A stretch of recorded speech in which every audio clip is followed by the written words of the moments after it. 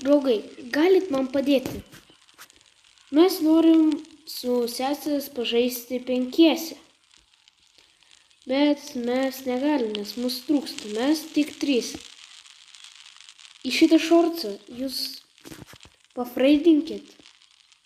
Tiksliau, parašykit savo vardą per komentarą. Nickname Roblox. Aš jūs pakviesiu į draugus ir ateisit į mano privat serverį ir mes penkiese pažaisime.